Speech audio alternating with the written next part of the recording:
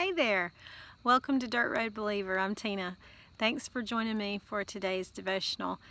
As you can see, I'm out by a fire pit that our family has recently dug.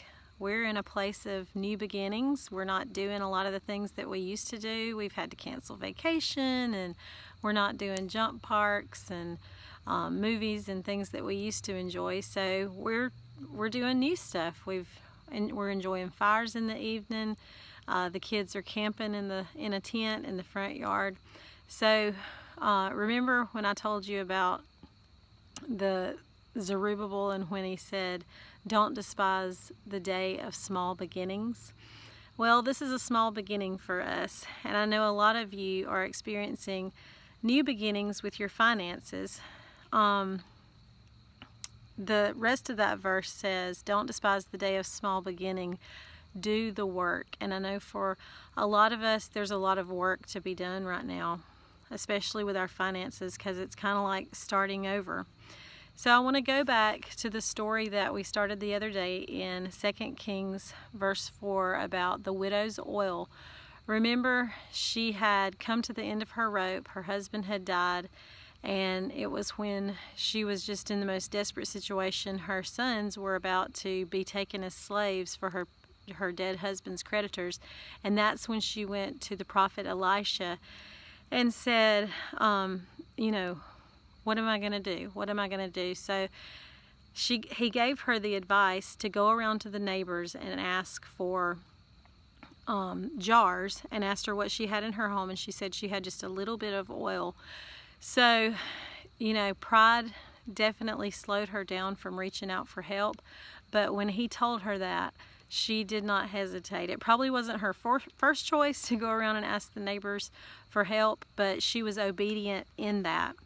And the rest of that story, I'm going to kind of summarize because it's hard to see out here. But the rest of that story, she and her sons collected as many jars as they could, and they went into their home and they closed the door, and she began to pour the oil out of her jar into the others, and they all got filled up.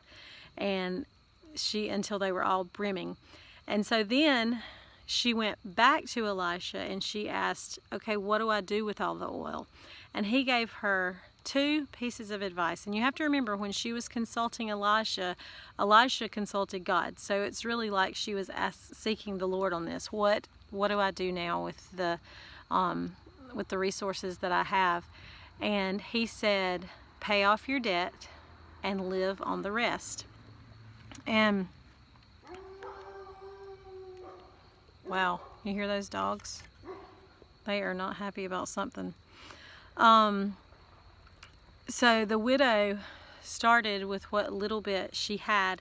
And I think if you've lost a job, this is where you really begin to take inventory. What skills do I have? What talents do I have?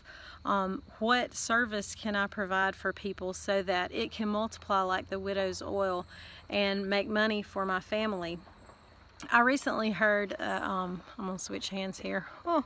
I recently heard a story about my great-great-grandmother, and she had her heart set on some monogrammed china that came all the way from Atlanta, Georgia. And she got creative. She made homemade potato chips, and she had my grandfather walk around the neighborhood and sell them, and that's how she raised the money to get this china that's still in our family. And so it's a time, guys, to get creative, get the kids involved. And it may not be our first choice when an opportunity presents itself, but when an opportunity presents itself to make income for your family, then take advantage of that. I know many people that'll pray and pray and pray, God, just, I need more income, I need this, I need that. But then when it comes, well, that's not what I meant. So we have to be obedient like the widow was. And then I think probably one of the wisest things this widow did was she went and she sought God for, okay, now what do I do? What do I do? Now that you've given me this income, this money, what do you want me to do with it? And he said, pay off your debt and then use the rest to live. And Romans 13:7 says the same thing. Give everyone what you owe him. If it's taxes, give them taxes. If it's revenue, give them revenue. If it's respect, give them respect. If it's honor, give them honor. So give people what they are due. And that brings me to this next point. It's really hard when your income has completely shifted and you still have the same bills due. And the hardest thing is wading through that. It might seem completely overwhelming, but a small beginning for you can be this. If you're in that boat, make little tiny things that you can do each day. It may be calling one creditor a day and working through that that bill and setting up arrangements for that particular thing.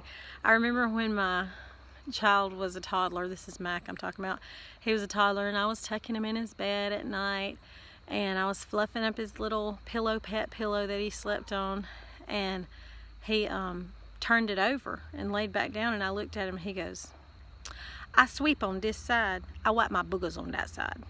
So his boogers were still there, they were just underneath. So that bill that you put to the bottom of the stack of mail is still there, it's not going away. So don't ignore it. We got to deal with those things. So